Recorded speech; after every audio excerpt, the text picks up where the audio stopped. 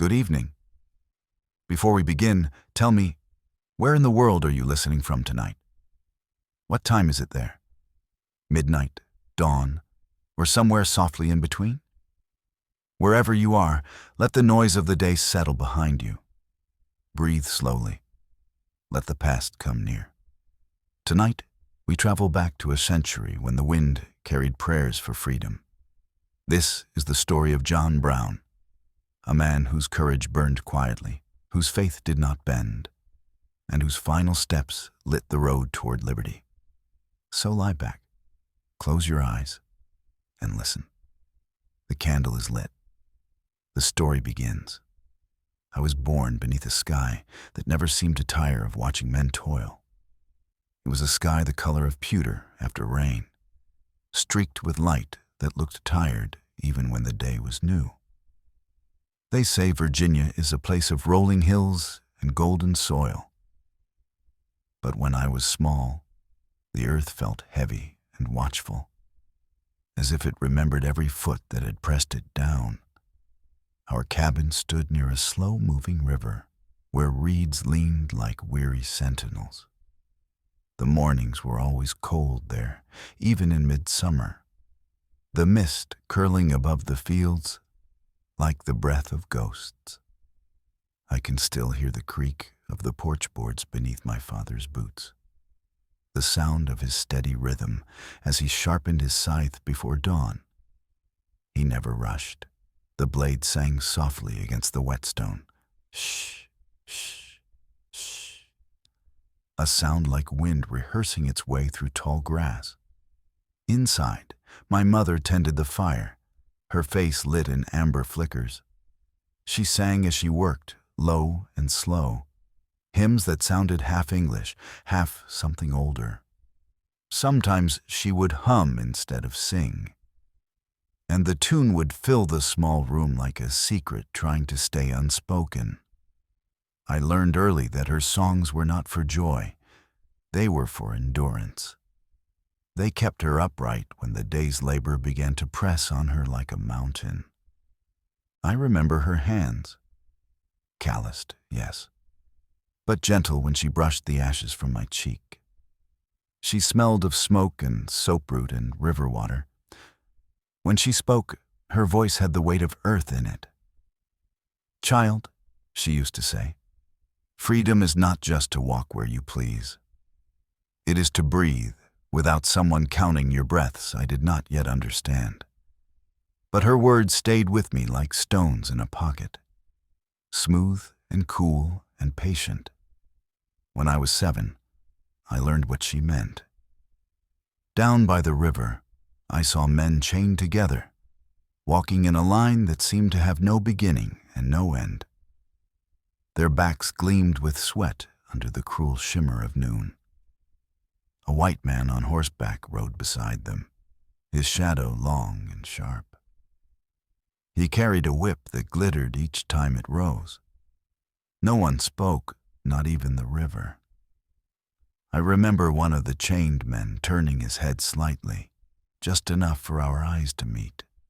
He was young, maybe no older than my father's eldest brother. His gaze did not plead. It was worse than pleading. It was knowing, as if he saw the whole of the world in that instant, and found no mercy in it. That night, I could not eat. My mother found me sitting outside, staring into the trees. She wrapped her shawl around my shoulders and whispered, "Don't look away, child. The Lord gave you eyes for a reason," I said. "It hurts to look." She nodded. "Then you're seeing right." Our life was measured by seasons, by the slow passage of crops and the quick passage of news. Sometimes travelers from the north came through, preachers, tanners, peddlers, men with soft hands and sharp eyes. They carried no weapons, only stories. They spoke in careful tones of something called abolition, and when that word was said, the room would grow still. I didn't yet know its meaning, but I felt its weight. It was a dangerous word, shaped like hope and handled like fire. We moved to Pennsylvania when I was about 12, the borderland between two kinds of silence. The farms there smelled of apples and iron. The nights were longer, gentler. People spoke less of law and more of conscience. It was there that I first began to see the invisible path that ran through barns and cellars, through prayer meetings and bakeries, paths not marked on any map, lit only by trust. Sometimes at night, I'd see a lantern flicker 3 times in the distance, then vanish. Sometimes a wagon would pass in silence, the driver keeping his eyes straight ahead. I began to understand the meaning of small gestures. A broom left leaning outside a door, a quilt folded in a triangle on a line, a hymn sung slower than usual. Each was a language of mercy, a code that said someone is coming, someone must be kept safe. It was in that quiet country that I first heard of a man named John Brown. The name moved from mouth to mouth like a prayer half spoken. They said he was a man of the book, but also of the hammer. They said he tanned leather by day and sheltered fugitives by night. They said his beard was white as smoke, his eyes like winter thunder, and his faith unshakable even by grief. One farmer called him the stubborn saint. Another whispered, the sword of the Lord. But most people, when they said his name, lowered their voices, not out of fear, but out of reverence, as though they had spoken the name of something holy. For years I only knew him through rumor, through the soft rustle of his legend carried on wind and wagon wheel. But one autumn evening, when the air smelled of wet earth and dying leaves, I met him. The church was small, a white clapboard building hunched against the wind. Candles flickered in the windows, their light trembling across the glass like frightened souls. Inside, the air was thick with pine and sweat. People had gathered to pray, to listen, perhaps to plan, though no one said so aloud. I sat near the back, my hat clutched between my knees. Then he stood, not tall, not imposing, but the room changed around him. It was as though gravity itself adjusted to his presence. His beard was streaked with gray, his coat plain but worn with purpose. He spoke in a calm, low voice that seemed to rise from the earth itself. He spoke not of vengeance, nor of anger, but of justice, the kind that cannot sleep. He said, "There are laws written by men and laws written by God. When the two disagree, a man must choose whom he fears more." A silence followed, not fearful but thoughtful. He looked around the room, eyes bright, unblinking, and when his gaze passed over me, I felt as though he saw every hesitation I'd ever hidden. Later, when the meeting ended, I stepped outside for air. The night was cool, the stars blurred by thin clouds. I heard his boots on the steps behind me. "Young man," he said, "what did you hear tonight?"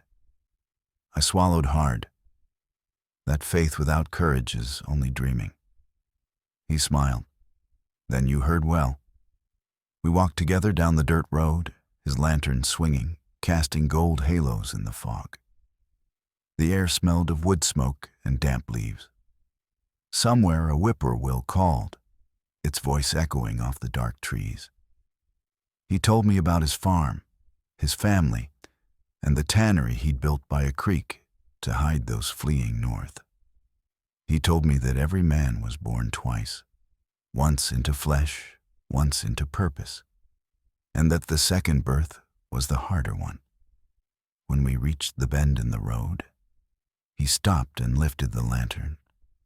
The light caught the mist, scattering into tiny stars. He said quietly, "A river cannot choose its course, but it can carve its bed deep enough that others may follow." Then he placed his hand on my shoulder. "I think you'll be a river man someday." That night, I couldn't sleep. I lay awake listening to the wind in the sycamores, feeling something vast and unfamiliar stir inside me, a kind of restless mercy. From that night on, my life began to change shape. The days grew heavier with meaning. I started to travel with him, at first only to deliver supplies, later to carry messages. We would walk in silence for miles, two shadows against the moonlit fields. And when we finally spoke, it was in the soft language of men who understood the weight of quiet. He taught me to listen to the land, to know the difference between the cry of an owl and the signal of danger, between the bark of a dog that guards and the bark of one that warns. He showed me how to read the sky, how the wind bends smoke, how clouds lean before rain, how the stars themselves seem to gather when someone is in need. Sometimes, in the middle of a long road, he would stop and kneel in the dust to pray. I'd stand beside him, hat in hand, listening to the murmur of his words. He never prayed for victory. He prayed for steadiness. When I asked him once what gave him such certainty, he said, "The Lord does not require success of us, only that we not be idle while waiting for it."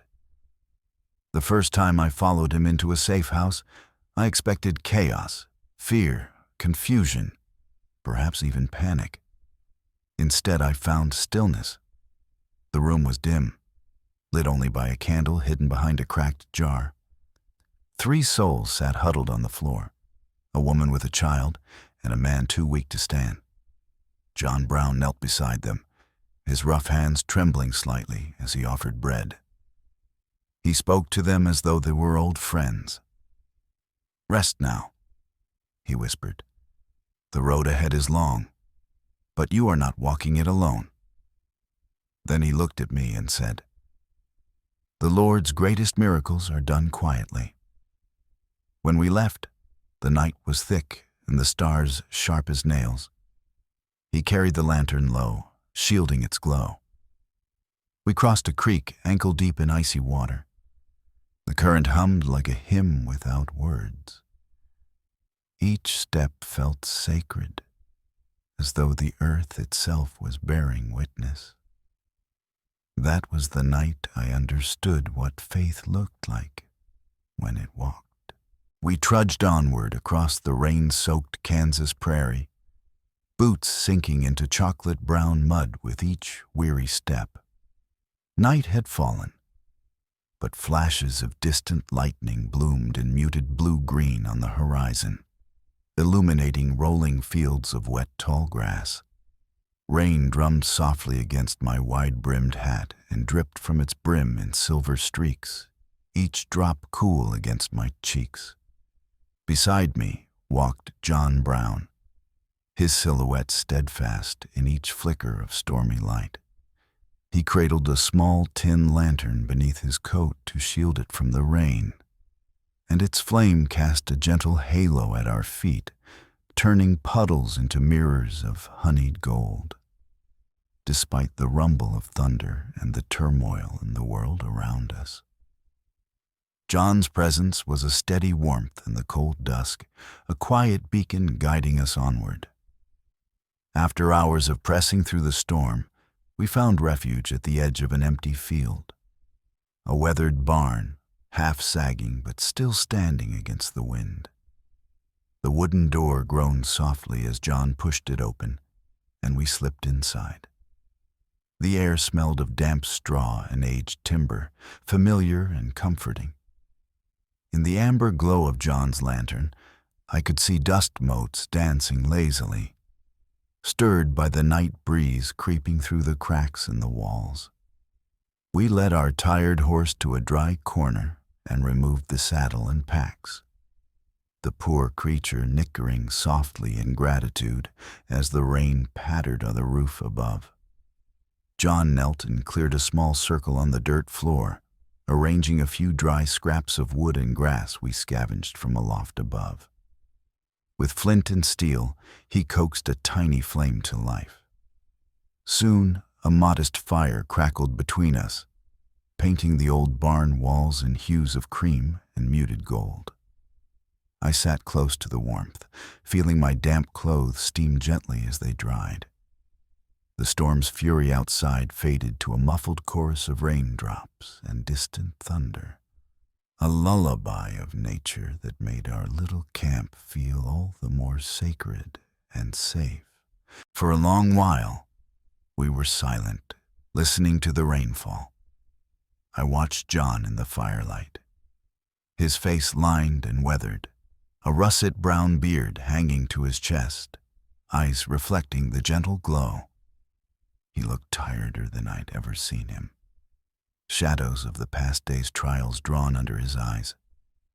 Yet there was a calm about him too, a kind of peace amid exhaustion. As he stared into the flames, I wondered what thoughts moved behind those steady eyes. Was he praying quietly, as he often did?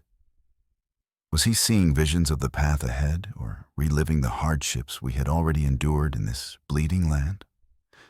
Outside, the rain softened to a whisper. John cleared his throat softly, breaking the silence. "God willing, this storm will pass by morning," he said, voice low and soothing.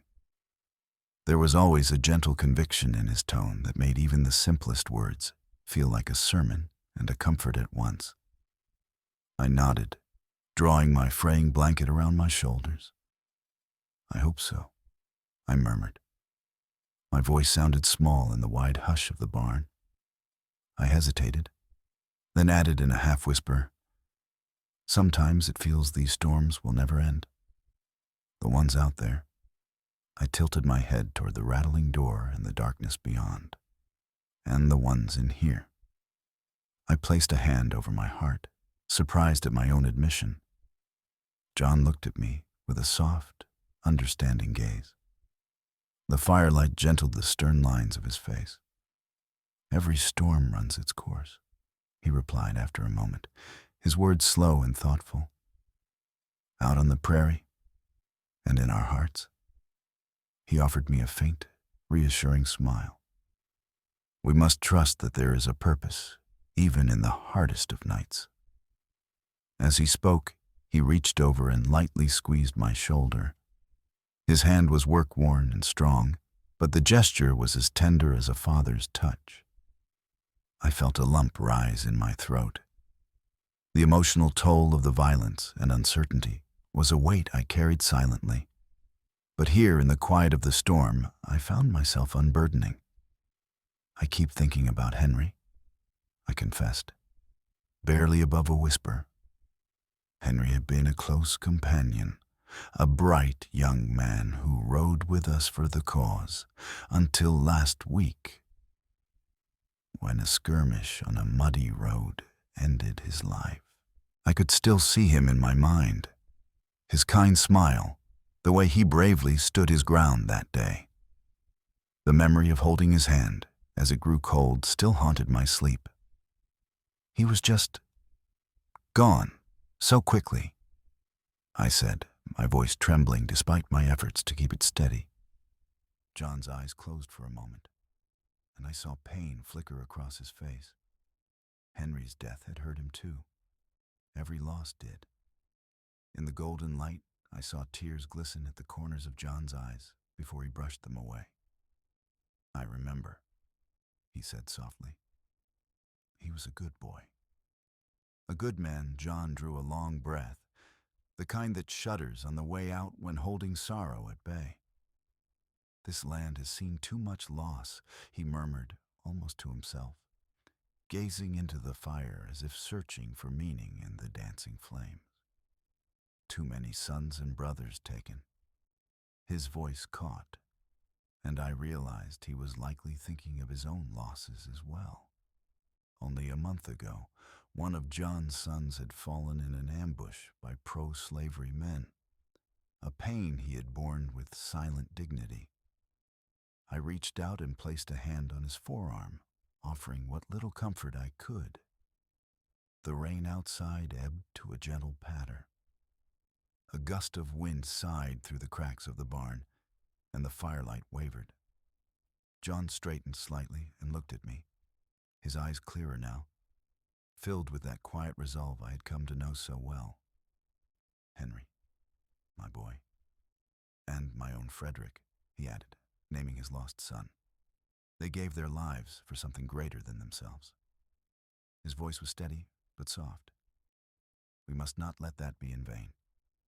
He paused, then continued in a low prayer-like tone, "I believe the Lord sees our sorrows. In time, He will wipe away these tears, and justice will prevail. We have to hold on to that faith through the darkest nights." I nodded, the lump in my throat easing as I listened. John's words were not loud or fiery just then. They were gentle, almost a reverent whisper alongside the hush of the dying storm. In that moment, under the creaking rafters of an old barn in the Kansas wilderness, I felt a small spark of hope rekindle within me. The warmth of the fire seeped into my bones, and though grief was still there, it was tempered by a sense of purpose and companionship. We fell quiet again, and John began humming a low, familiar hymn under his breath. Something his wife had sung back home, a tune about hope and deliverance. The melody floated softly through the barn, blending with the distant drip of rain from the eaves. My eyelids grew heavy as I wrapped myself in my blanket.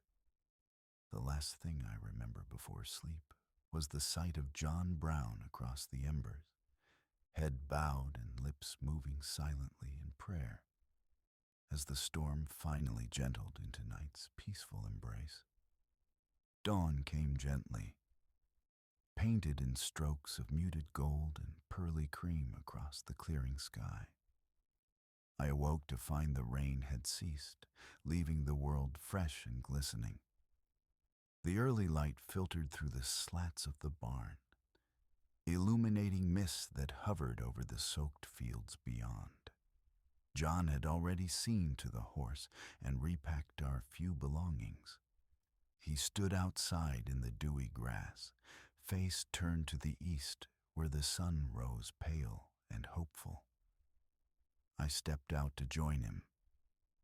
The air was cool and smelled of wet earth and new beginnings. We set out again that morning, our path winding through soft, rain-sweet meadows and groves of cottonwood, whose leaves trembled with leftover raindrops. Birds were beginning to sing tentative melodies in the trees, as if checking that the storm had truly passed. The road, we mostly guessed where it ran, now a ribbon of mud, led us onward. We walked in companionable silence for a time, still wrapped in the gentle hush the storm had left behind. By midday, the sun broke through fully, bringing a pleasant warmth. The muddy earth began to dry, and the tall prairie grasses shimmered in green and gold under the open sky. We crested a low hill, and John paused, holding up his hand for me to stop as well. Through the swaying grass ahead, a group of figures emerged, moving slowly and cautiously along the same route northward. It was a family, 4 adults and a small child, escaping the bondage of slavery and seeking freedom. John had arranged this meeting through whispered networks of the Underground Railroad. My heart swelled at the sight of them. The father leading with a protective arm around his wife, an older woman carrying the young boy on her hip, and a younger man bringing up the rear with a burlap sack over his shoulder.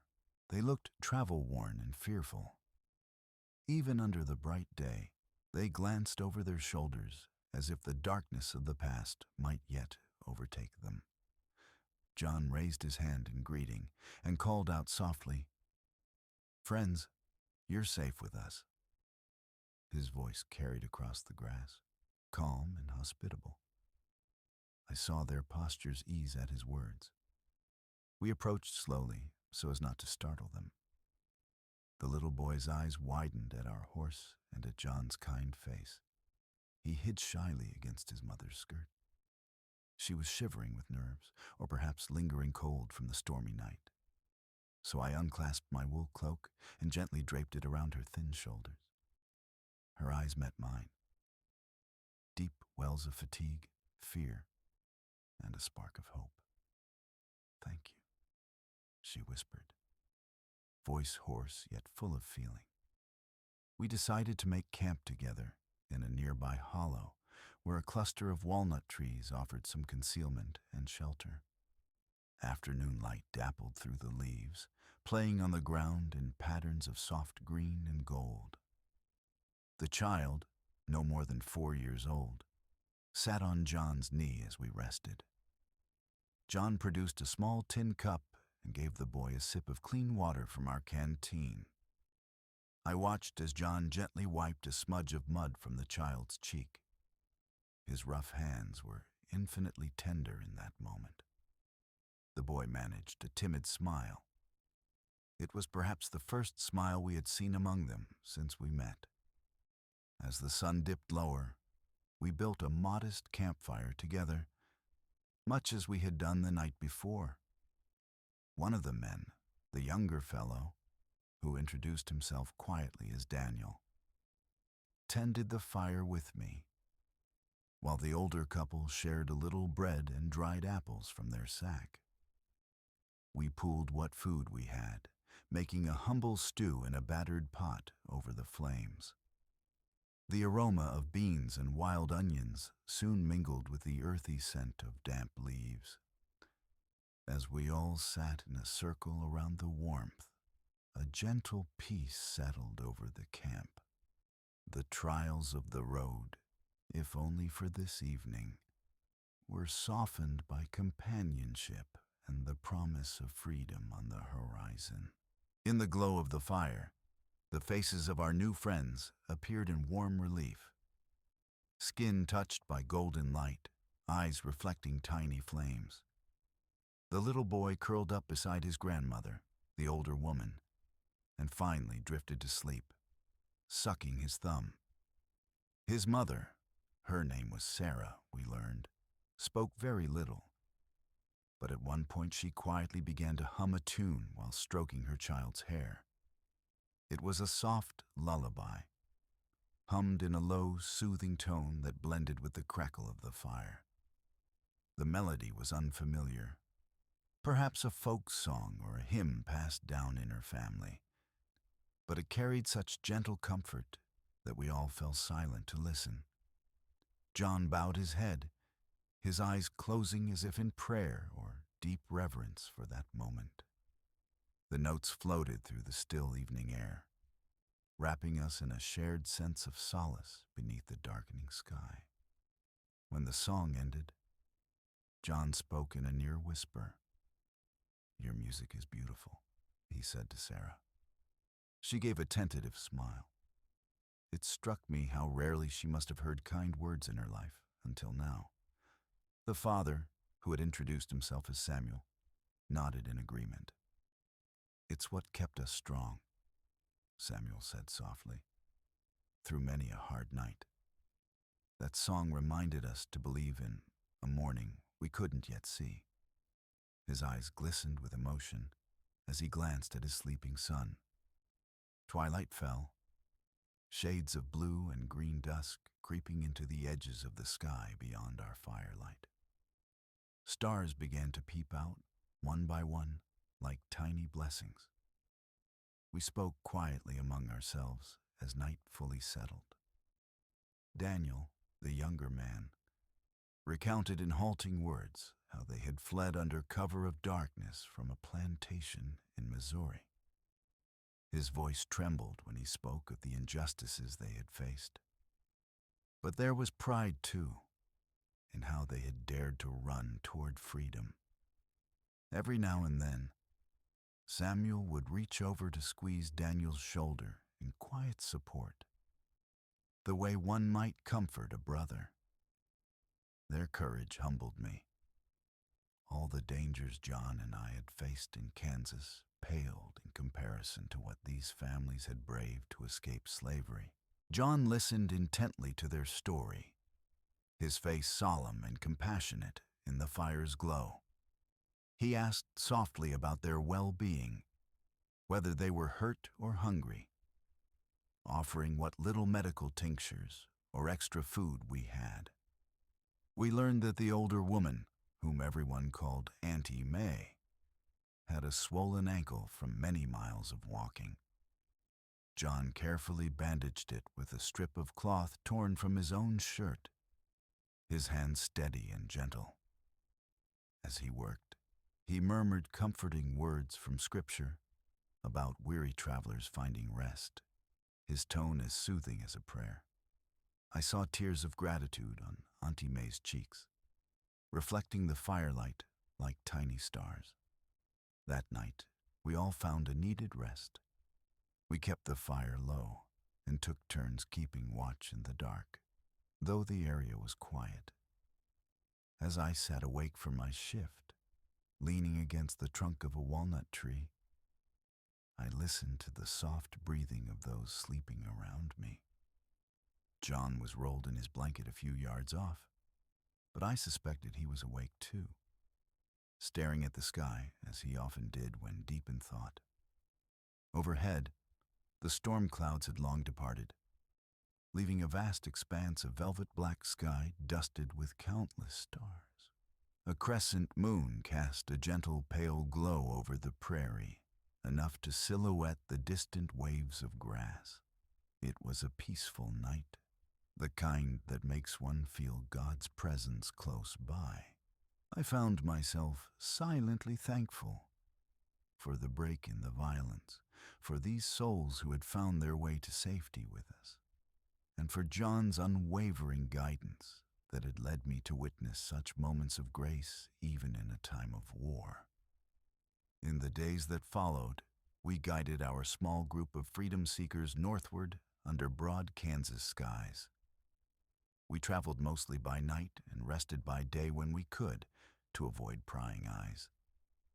Dawn and dusk were our allies. We moved like shadows along creek beds and through thickets, John leading the way with quiet confidence. At times, summer rain would return in brief showers, speckling our path with pearls of water. At other times, the sun beat down on us, and we shielded the child with our hats or coats to spare him from the heat. Through every small hardship, no one complained. A shared determination bound us together, a gentle but unbreakable resolve that carried us step by step toward freedom's promise.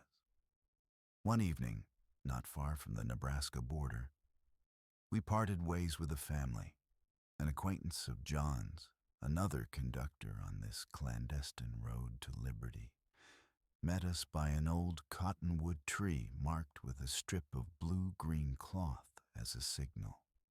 He led the family on the next leg of their journey to safer havens further north.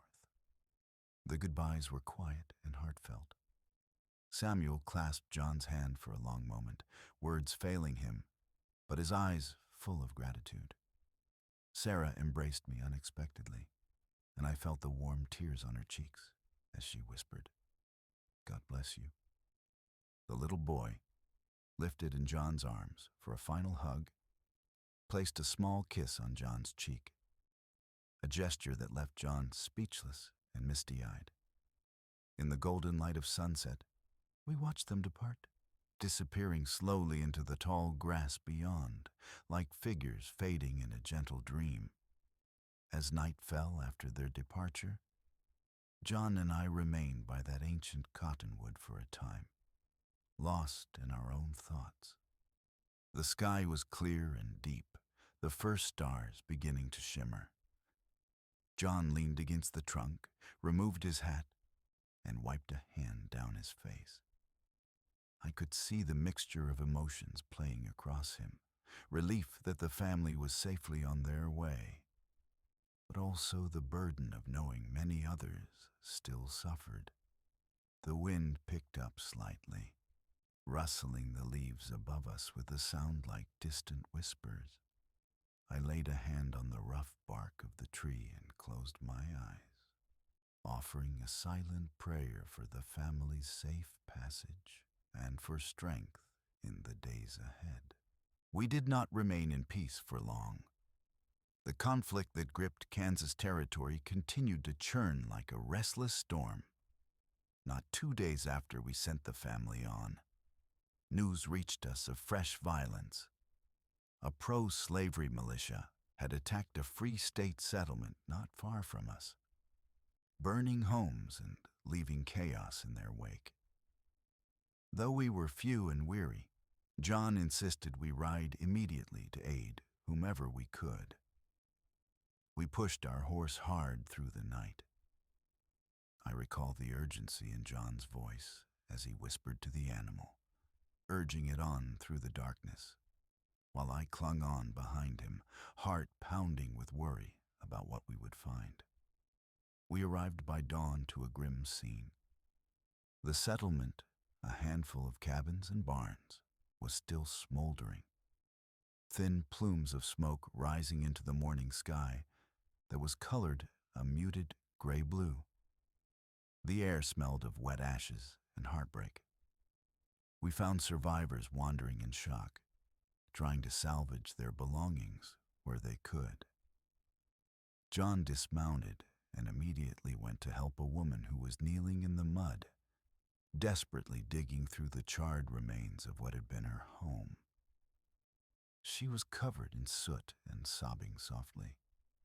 John knelt beside her, speaking gently, helping her sift through the debris to find a small metal box she said held her family Bible and papers.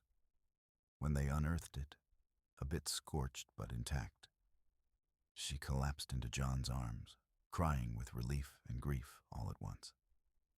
He held her patiently until her sobs quieted, his eyes damp as well, sharing in her pain as if it were his own.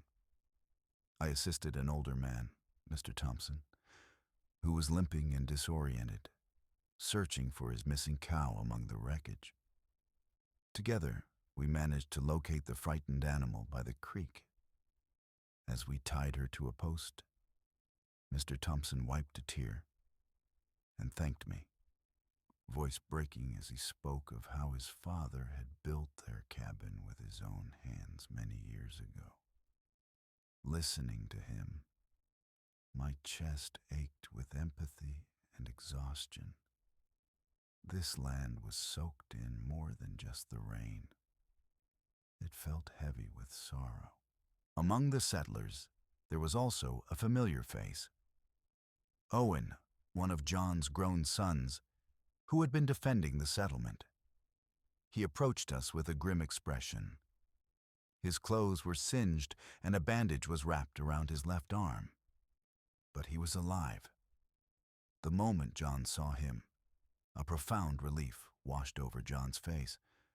They embraced tightly, two brown-bearded men clinging to each other like a father holding onto his child. "I'm all right, Pa," I heard Owen murmur. "We did what we could." But I saw the haunted look in Owen's eyes, a look I knew well. It was the same pain I'd seen in John's, in mine, in all of us who had witnessed such devastation. We learned that 3 men from the settlement had been killed in the attack.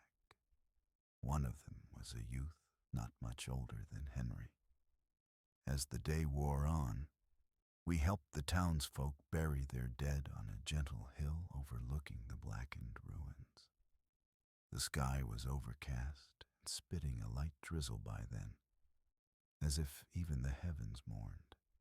John insisted on saying a few words over each grave. His voice was firm but tender as he spoke of sacrifice and faith, of how these fallen ones shall be as martyrs for the cause of liberty. I stood by with my hat pressed to my chest, rain mingling with tears on my face. Each dull thud of earth on the wooden coffins echoed in my soul. That night, too many griefs weighed on our hearts for sleep to come easily. We camped on the outskirts of the settlement, under a large oak that offered some shelter from the persistent misting rain. John was unusually quiet.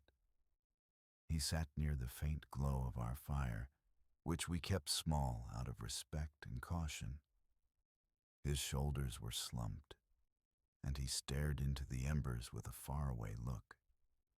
I knew he was likely replaying the day's events, questioning if he could have prevented such loss, wondering what more could be done to stop this cruel tide of violence.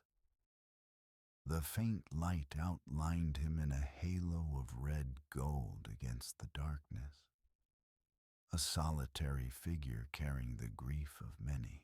I settled beside him, not speaking. Sometimes presence alone was the only comfort one could offer. After a long silence, John finally whispered, "How much longer must we endure this?" It wasn't a question for me, but a prayer directed at the night sky. "Lord, give me the strength to continue," he said under his breath, almost inaudible beneath the soft patter of drizzle on the leaves. Without thinking, I reached over and took John's hand in mine. It was a bold gesture. I was much younger and usually more reserved in his presence. But in that moment, I felt we were simply two weary souls sharing the weight of sorrow and hope. He gripped my hand back, his eyes glistening as he turned to meet my gaze. "We'll see it through," I said gently. My voice sounded steadier than I felt. "You're not alone, John. None of us are, as long as we stand together." His face softened, and he managed a small, grateful nod. "Together," he repeated quietly.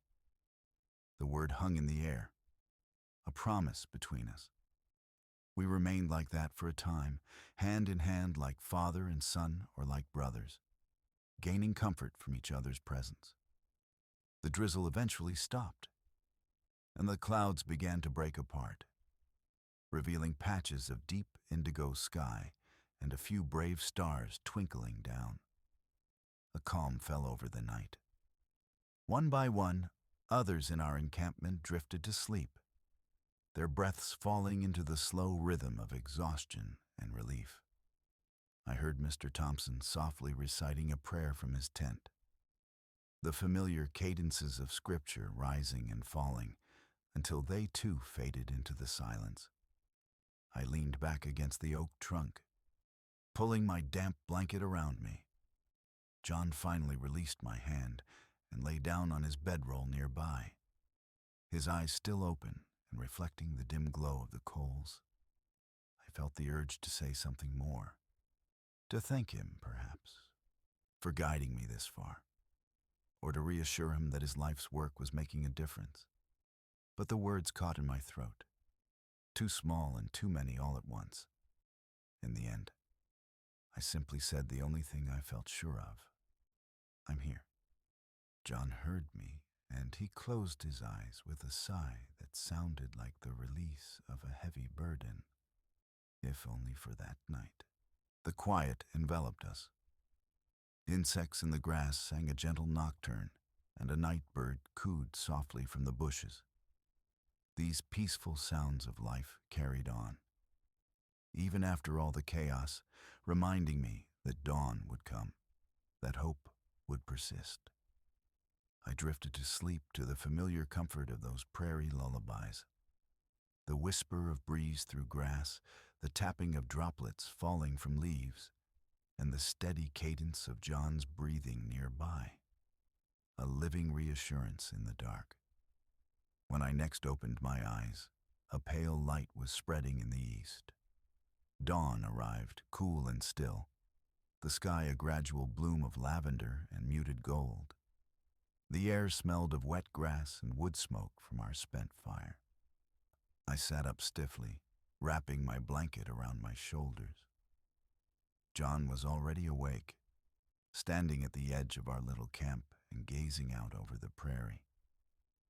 In the soft morning light, with mist clinging to the hollows and every blade of grass tipped with a silver droplet, He seemed a lonely figure and an integral part of the landscape all at once, as rooted to this soil and cause as the ancient oak under which we had slept.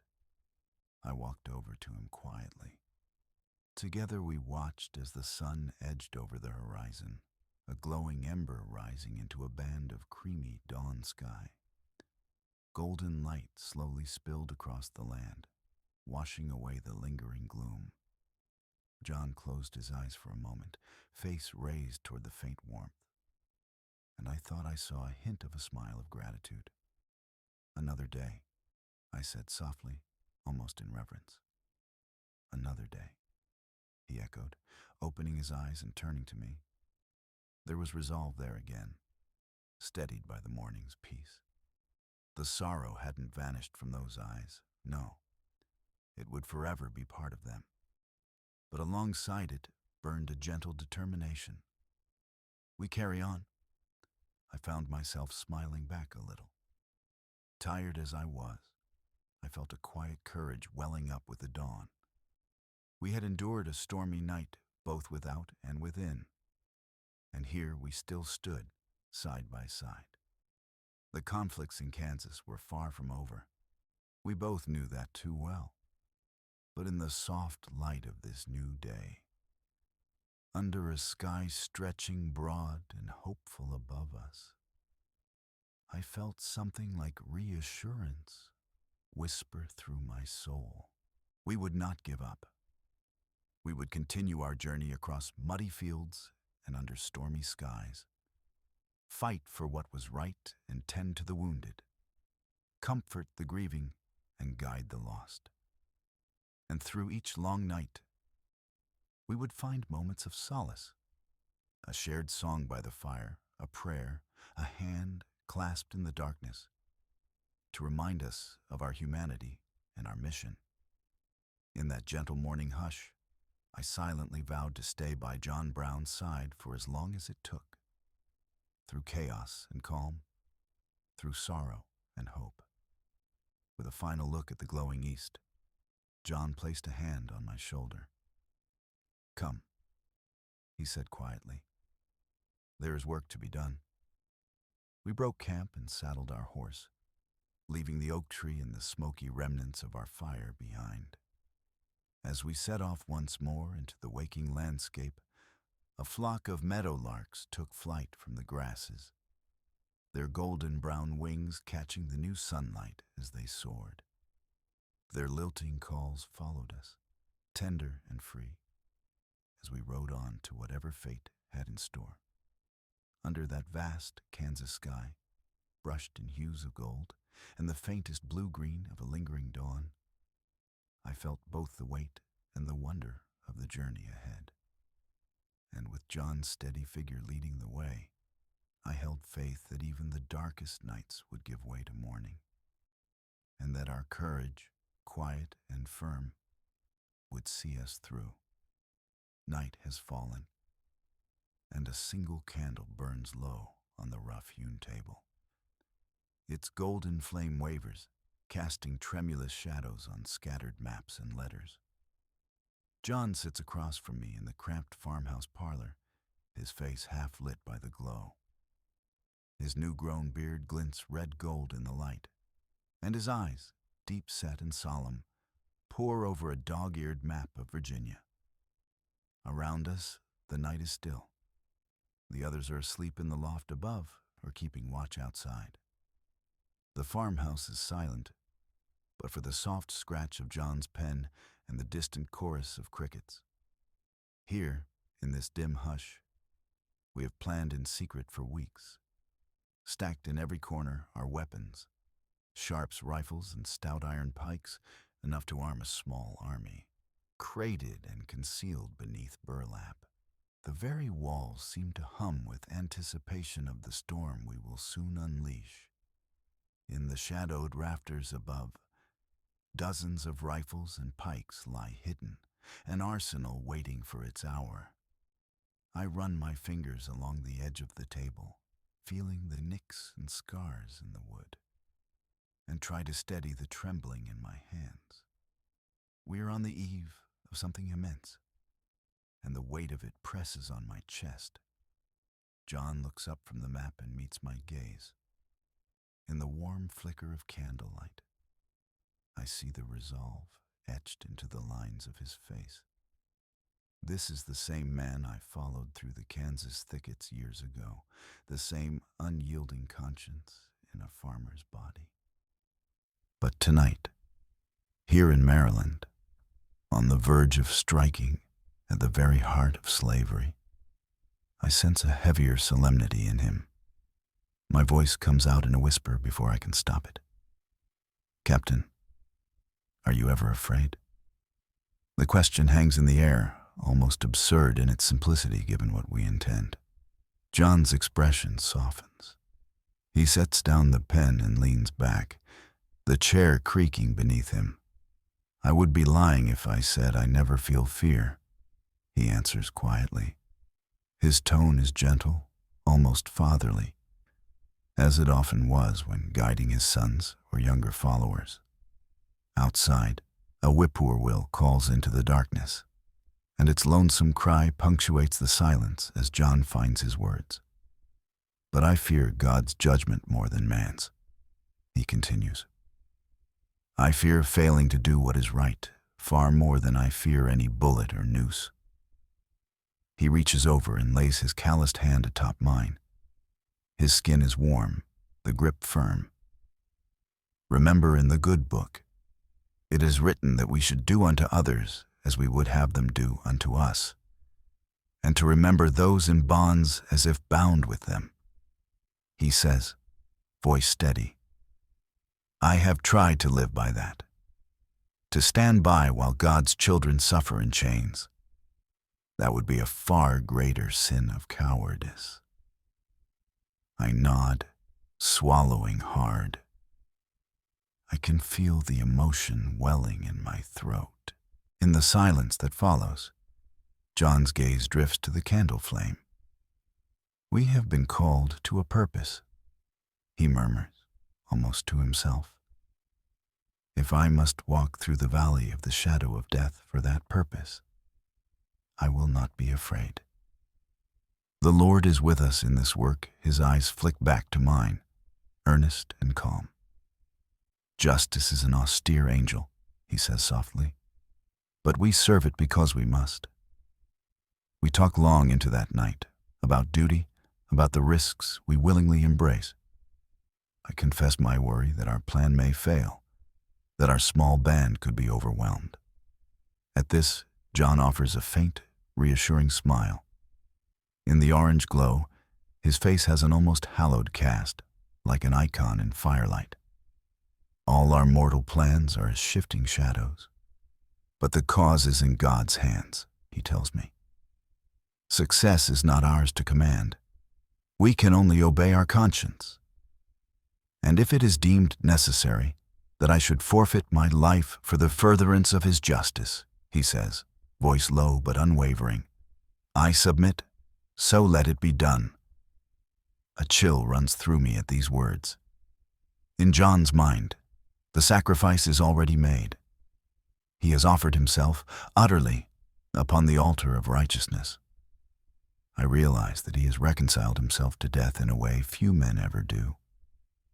He believes our lives, even his own, are small coins to wager for the lives of millions still enslaved. I bow my head, and he reaches out to clasp my shoulder. Take heart, he whispers. If we stand with God's despised poor and do what's right, we need not be afraid. In that moment, my fear does not vanish, but it is eclipsed by a quiet determination. The candle sputters as a draft slips through the chink in the log wall. John gives my shoulder a final, firm squeeze. Try to rest a little, he says. Tomorrow will be a long night. And with that, we offer up a brief prayer together in the flickering dark, commending our fate to Providence. I lie down on my bedroll as John returns to his maps, his lips moving silently. Whether in strategy or supplication, I cannot tell.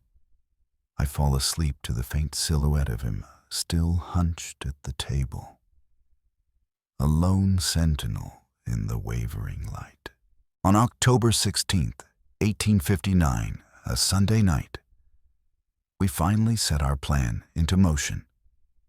The next day's dawn would, we hoped, mark the beginning of freedom for countless souls. An hour before midnight, we assemble quietly in the main room of the farmhouse. The single candle has been snuffed. We move by the pale moonlight that seeps in through the chinks and cracks. 22 of us are present, black and white, young and old, veterans of Kansas and fresh idealists alike. John Brown stands among us, distributing final instructions in a calm whisper. He wears a simple homespun coat and slouch hat, looking every inch the plain farmer he pretends to be. To our neighbors here, we are nothing more than prospectors or tinkers. John has lived under the alias Isaac Smith these past months. Now that careful disguise falls away as we arm ourselves. Each man slings a Sharps rifle over his shoulder or hefts a homemade pike with its gleaming steel tip. I catch the anxious eye of Owen, John's son, who will remain back at the farm tonight to guard our cash and horses. He gives me a stiff nod. He looks so much like his father, tall, gaunt, with determined eyes, that it's like a younger John Brown watching us depart. John's other two sons, Watson and Oliver, stand at my side checking their cartridge boxes. I see Oliver's hand tremble as he adjusts his belt. He is only a year or two past 20, the youngest of our company. But there is resolve in his face, despite the tremor. I gently clasp his shoulder. He manages a faint, tense smile in return. No one speaks above a murmur.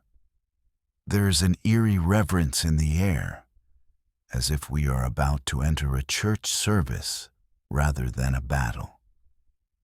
Outside, the autumn night is cool and moonless. A low mist clings to the fields and woods, turning the landscape gauzy and unreal. At John's signal, we file out of the farmhouse into the darkness. Our boots tread softly on the leaf-strewn path. I inhale the scent of damp earth and decaying leaves, the last perfume of an October that will never come again. We move southward through the woods toward the Potomac River, which separates us from Harpers Ferry. No one speaks. The only sounds are the rustle of our passage and the distant rush of water over rocks.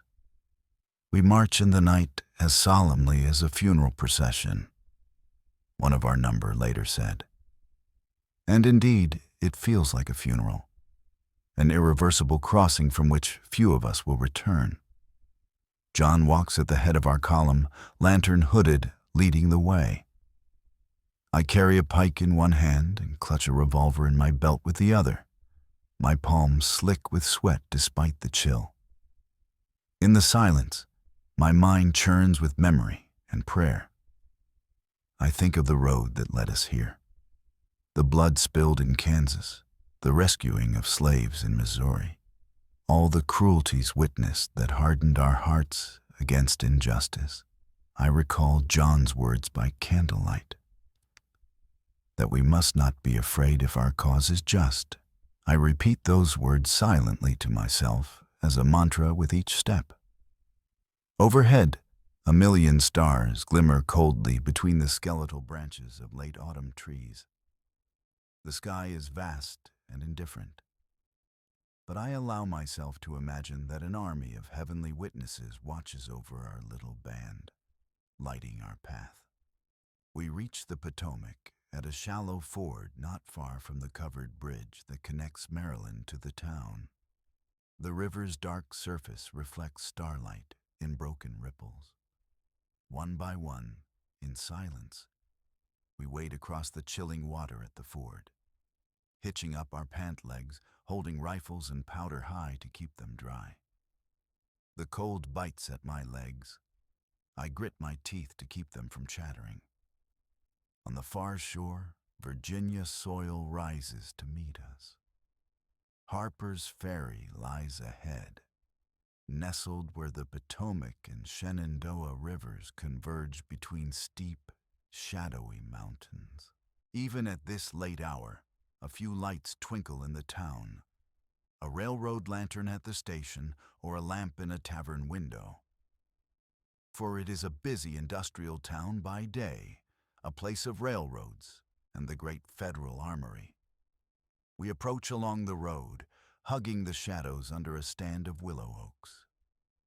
My heart pounds so loudly, I fancy it must echo off the cliffs. Yet the town slumbers, unsuspecting. As we creep closer, I can make out the hulking shapes of armory buildings against the night sky, and the pale outline of the Potomac Bridge we must capture. John motions half the men toward the bridge. Oliver Brown and a few others hurry to secure it and cut the telegraph wires, which they do with swift, practiced motions. Sparks snap in the dark as the lines are severed, isolating the town. The rest of us make directly for the armory gate. A lone watchman, an elderly man, steps forward in alarm at our silhouettes. "Halt! Who goes?" he begins, but he never finishes. Two of our men seize him, gently but firmly. "Don't be afraid. We don't mean you harm," John says to the wide-eyed guard as we surround him. In the wavering light of the watchman's lantern, John's face looks stern and solemn. "We have come to free the slaves," he announces in a calm, resolute tone. The guard is disarmed and bewildered. In minutes, we have the armory yard under our control. I can scarce believe how easily the first step is gone. We fan out through the armory grounds, taking possession of the dim workshops and the great arsenal hall where thousands of muskets stand locked in racks. A few startled workers and watchmen are rounded up without a fight and taken as prisoners. Through the cool night air, our breaths plume fight as we move swiftly, the adrenaline warming us from within. My senses feel sharply alive.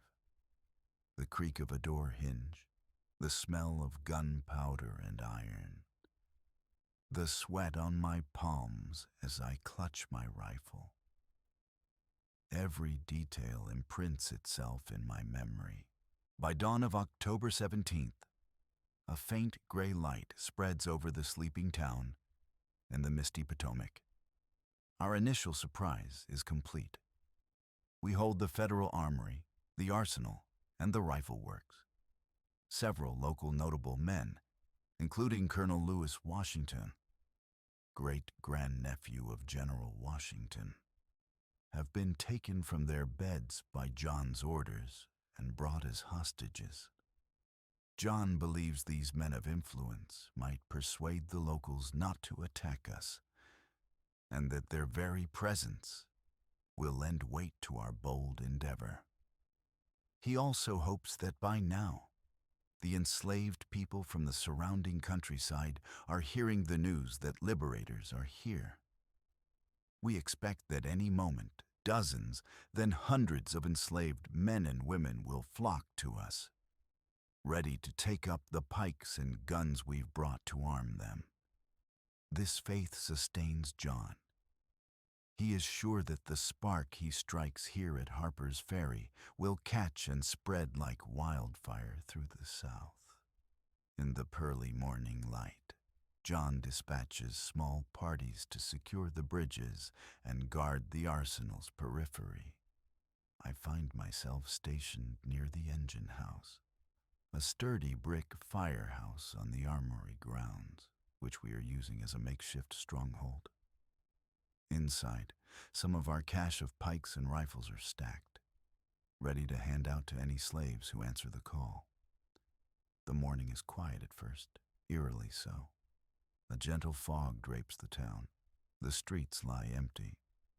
For a brief moment, as I stand by the arched doorway of the engine house, I dare to hope it will be this simple, that we have caught Harpers Ferry unawares and will depart with a victory before the town can rouse itself.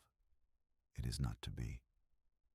As the sun edges over the mountains, the town begins to stir, and word of our presence spreads.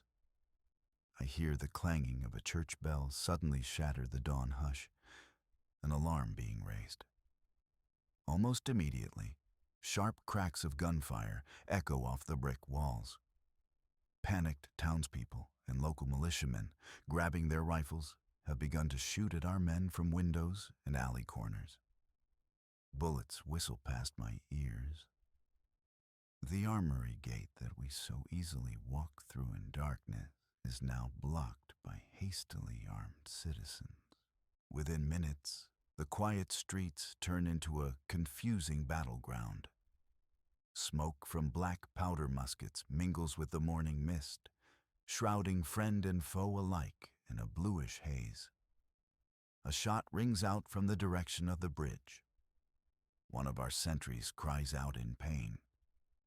I see Dangerfield Newby, one of our black comrades, stumble backwards and collapse in the dust, killed instantly by a townsman's musket ball. He was a former slave fighting to free his still enslaved wife, and now he lies strangely still, a letter from his beloved soaked in his blood. My stomach lurches at the sight, but there's no time to mourn. The crack of rifle fire intensifies from all sides. Lead balls spatter the armory buildings, splintering wood and ricocheting off brick. Townsfolk and militia are emerging in force, and they have the high ground of windows and hills. I return fire from behind a wagon barricade, loading and shooting with trembling hands. Around me, I hear shouts from our men and the cries of the wounded. Through the acrid gun smoke, figures dart and the shadows fall. The crisp autumn morning has erupted into chaos. By late morning, the situation has deteriorated badly. What began in stealth has become a standoff. The local militia from neighboring towns of Virginia and Maryland have rushed in by train and horseback. Hundreds of armed men now surround us. Each time we attempt to push out or communicate under a flag of truce, they fire. We are isolated and greatly outnumbered. John's plan had been to hold the armory just briefly and then escape to the mountains. But now all routes are blocked. Both bridges out of Harpers Ferry are controlled by the militia, cutting off any retreat. By noon, our hopes of slipping away into the Blue Ridge have vanished. The crisp air fills with the smell of gunpowder and confusion. Inside the engine house, John gathers the remaining fighters and some hostages, barricading the thick wooden doors. I find myself outside that stronghold, crouched behind a stack of railroad ties with two others, exchanging desperate fire with militiamen perched in a nearby warehouse. The rattle of musketry is nearly continuous now. An ashen-faced young volunteer next to me crumples with a groan, shot through the shoulder. I grab his arm and half-drag, half-carry him towards the engine house. Bullets kicking up dust at our heels. We barely make it through the door as a volley shatters the morning. Inside the brick firehouse, it's dim and crowded. John Brown stands in the center, calm amidst the turmoil, directing us into positions at the windows. Broken glass litters the floor. One of John's sons, Watson, is slumped against the wall, ashen and bleeding from a terrible wound. He had earlier tried to parley under a white flag, only to be shot down by an enraged townsman. Now Watson Brown lies sweating and deathly pale, breaths coming in ragged gasps. John is at his side, cradling Watson's head in his lap, whispering prayers while still issuing orders to us to hold the doors. Another of John's sons, young Oliver, has also been shot, His lifeless body lies just outside, by the curb where he fell. The sight of Oliver's still form on the blood-stained street sears itself into my mind. John had watched his boy fall, yet he has had no time to grieve. Grim resolve etches John's face, but I see unspeakable sorrow in his eyes as he looks from Oliver's body to dying Watson. The afternoon wears on with intermittent gunfire and calls for our surrender, which John stoutly refuses. Our numbers inside the engine house dwindle. Some lie dead or wounded, and only a handful of us remain able to fight. I reload my rifle with shaking fingers behind the relative cover of a fire engine pumper, its brass fittings dented by bullets. Outside, the militia hoots and jeers, emboldened by our silence. The hostages huddle in a corner, eyes wide with terror. The sun is sinking now, its light slanting through the dusty air in the garrison. Over Watson's labored moans and the crackle of distant muskets, I hear John's voice, steady and clear, reading aloud from his Bible by the light of a flickering lantern.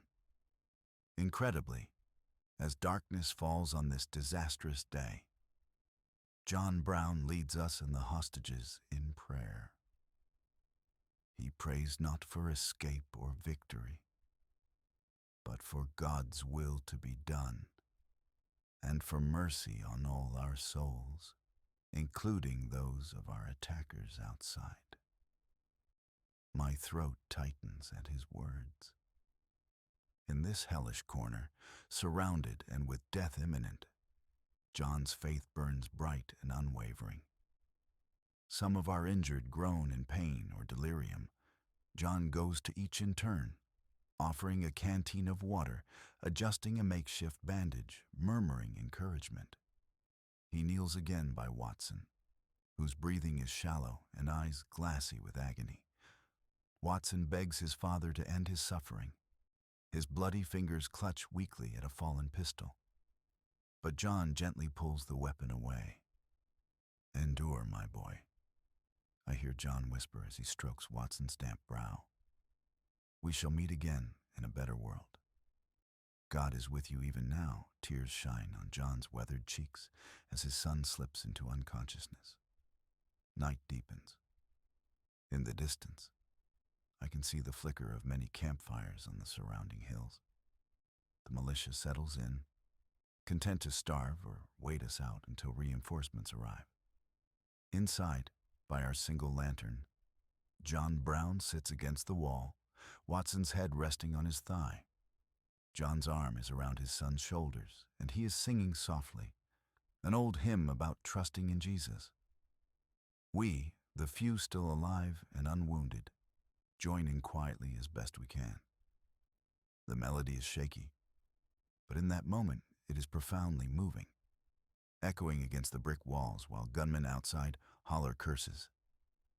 I bite my lip, tasting salt as silent tears slip down my face. I think of my own father, of all our hopes, and of how this gentle, fierce old man, in whose company I've labored now, faces the ruin of all his sacrifices. Yet John does not yield to despair. When the hymn ends, he simply closes his eyes and sits in silence, one hand on Watson's shoulder. I can see his lips moving in prayer. I lean my head back against the cool wall, exhausted, and drift into a fitful half-sleep. The sounds of John's murmured psalms weaving with the crackle of distant fires.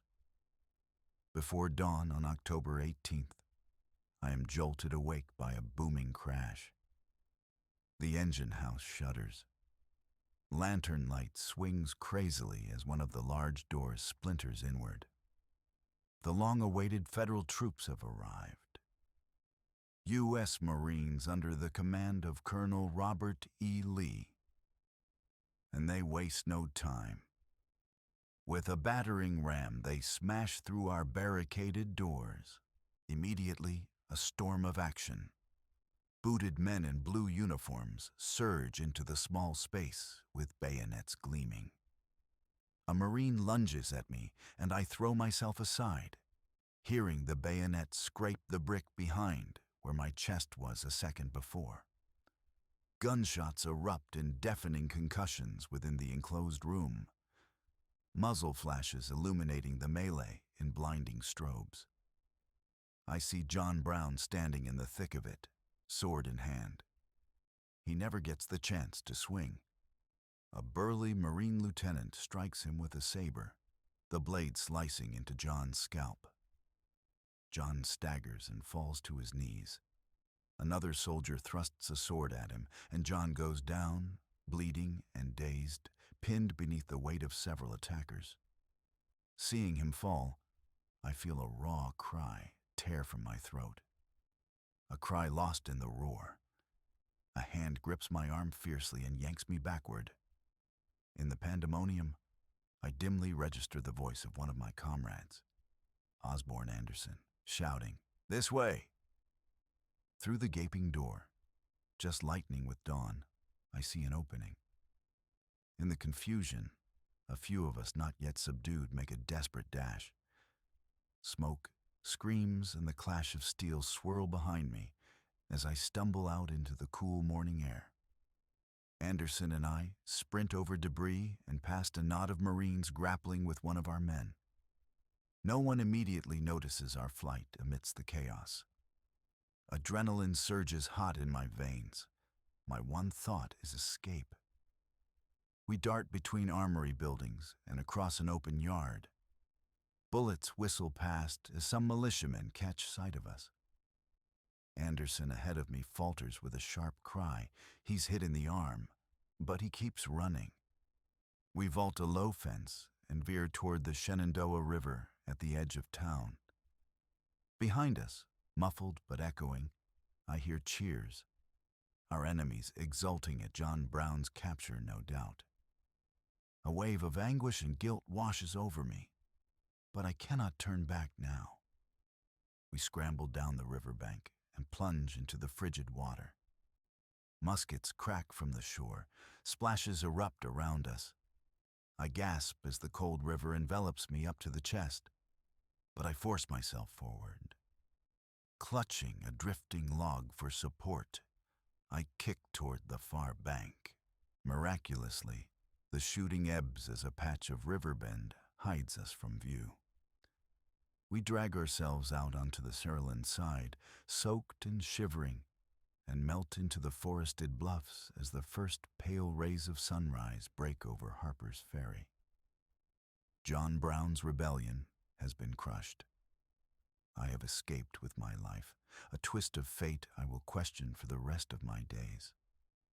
For 2 days, I remained hidden in the rocky hills, heartsick and hollow, watching from afar as Harpers Ferry teemed with militia, and listening to the distant church bells toll for victory.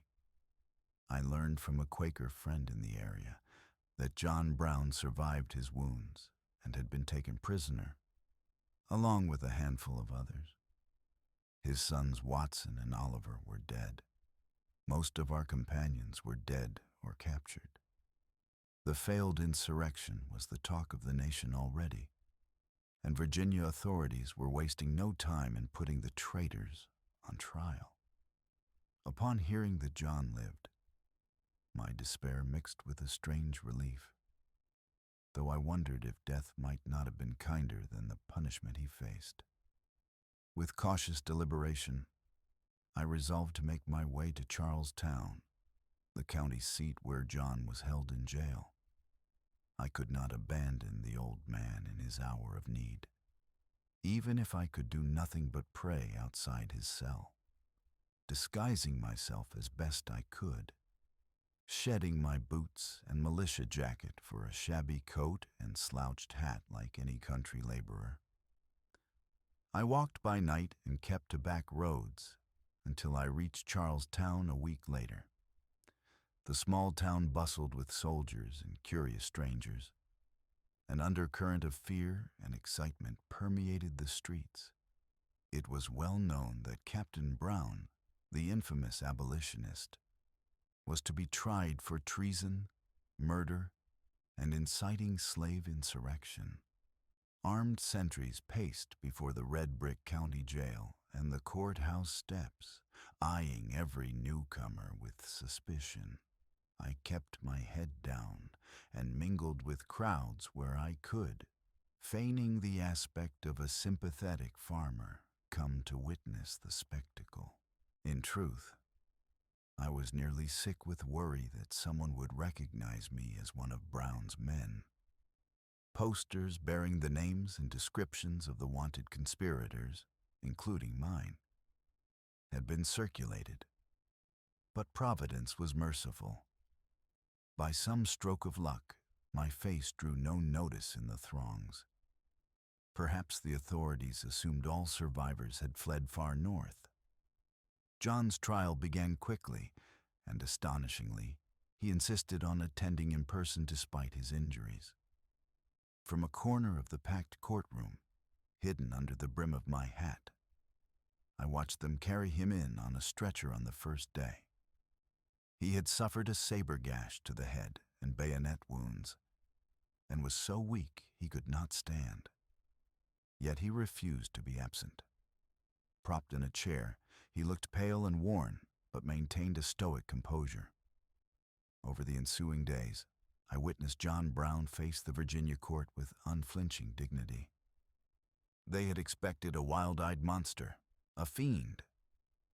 Instead, they got a gaunt, calm farmer who answered their questions plainly and asserted the justice of his cause. I listened, heart swelling with admiration, as John explained that he never intended to commit murder or treason, only to free the enslaved. When the verdict of guilty was delivered, and the judge perfunctorily asked if the prisoner had any last words, John slowly rose, unsteady but proudly erect, and gave the speech of his life.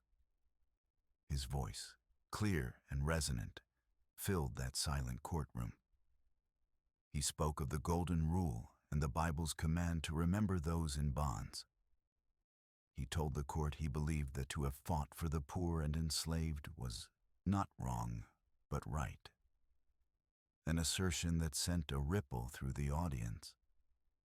I saw a few jurors gape and a few spectators wipe tears. John acknowledged that he knew he would have been praised, not condemned, had he done the same for the powerful instead of the powerless. And then, in a ringing voice that resonated with conviction, he declared that if he must give his life for God's justice, so be it. I am ready to forfeit my life for the furtherance of the ends of justice, and mingle my blood with the blood of millions in this slave country. I submit, so let it be done, he proclaimed. Those words hung in the air, incandescent with truth. A hush followed. Even the judge seemed momentarily at a loss. I felt goose flesh prick my arms and a strange sense of peace amid my sorrow. John's fate was sealed, but he had seized that moment to justify our struggle better than any defense lawyer could. When he finished speaking, not a person in the room doubted that they had witnessed something historic. As guards moved in to escort him out, I caught a final glimpse of John's face, serene, illuminated by an inner light, as if he had already made peace with the gallows. I slipped out of the courthouse quietly, tears dampening my cheeks, but a kind of pride glowing in my chest. They had condemned him to die on December 2nd, 1859, but he had transformed into a martyr before their very eyes. In the weeks before the execution, I remained in Charlestown in secret, determined to stay as close as I could. Through discreet inquiries and the help of a sympathetic Quaker innkeeper, I managed to gain brief access to John's jail cell one chilly evening in late November. Officially, visitors to the prisoner were restricted. Governor Wise feared attempts at rescue or further conspiracies. but a few reporters, clergymen, and John's own wife were allowed to see him. By posing as a freelance writer for a northern newspaper, greasing a few palms, and appealing to the jailer's curiosity, I was ushered into John Brown's cell after dusk. I found him sitting on a stool by the window, reading by the dim light of an oil lamp. The cell was sparse: stone walls, iron bars, a narrow cot, and a Bible open on his lap. When the heavy door clanged shut behind me, John looked up, momentarily startled by the interruption. I stepped forward into the lamplight and removed my hat.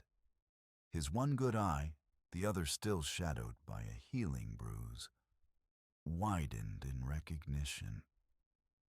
You made it out," he said softly. There was no anger or judgment in his tone, only relief. I realized I'd been holding my breath. Now it escaped in a rush as I knelt at his side. "Oh, John," I choked, overcome to see my old friend alive, though imprisoned. We grasped each other's hands through the iron bars that separated the cell's inner chamber. His grip was warm and steady, far stronger than I expected from a wounded man.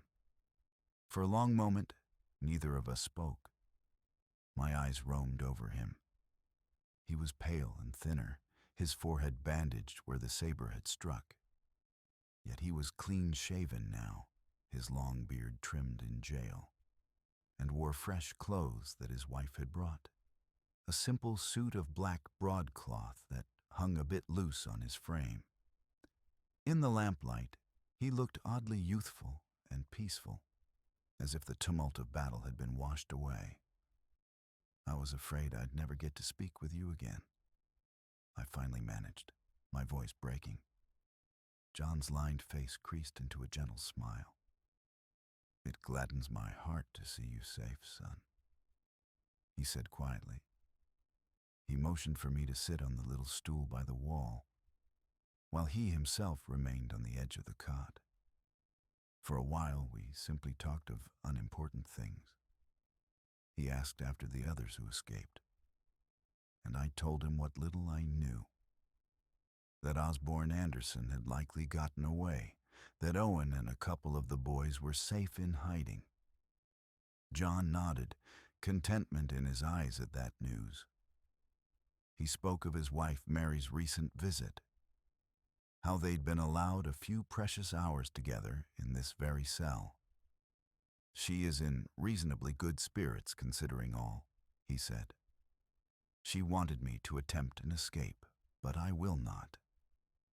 I have no desire to put the good woman through more uncertainty." He smiled sadly. "I told her we would meet again in heaven, where our Frederick and our other departed children await." There was a quiet, matter-of-fact joy in the way he spoke of a heavenly reunion that brought fresh tears to my eyes. After a pause, I mustered the courage to voice the question that had tormented me. Do you feel it was all worth it, Captain? After everything?" My voice trembled. "We failed. I failed you. Perhaps if I had fought on at your side instead of running." But John raised a hand to stop me, a kind but firm gesture. "No," he said. "You did not fail me." He fixed me with a clear gaze. "We attempted to do right, and that is never in vain. God's purpose may unfold in ways we cannot foresee." He leaned forward slightly, lowering his voice, though we were alone. "I hold no remorse for what we tried to do. I regret only that it did not succeed in freeing more of God's poor. But mark me, it has not been for nothing his eyes shone with conviction. I am quite certain now," he continued, "that the crimes of this guilty land will never be purged away, but with blood. If my blood is required, so be it. I have remarkable cheerfulness and composure of mind since my confinement, feeling assured that I am permitted to die for a cause, not merely to pay nature's debt. I was struck speechless by the serenity with which he said these things. It was true. An aura of peace clung to him, a radiant calm I could scarcely comprehend. "Captain, how can you be so at peace, awaiting the gallows?" I whispered. John actually chuckled softly, the sound warm as a low creek over stones. "I suppose the Lord has granted me mercy in this, as in so many things," he said. "Would you believe it? My sleep here is sweet, as that of a healthy, carefree infant. I have scarcely realized I'm in prison at all." He looked around the cell with a faint smile, as if it were a temporary lodging on a journey he willingly embraced. "Each night I lay my head down and rest in the love of Jesus, and I sleep soundly." His calm words filled me with both wonder and sorrow. We spent perhaps an hour together in that cell, though it felt outside of time, a tender, solemn vigil between old comrades.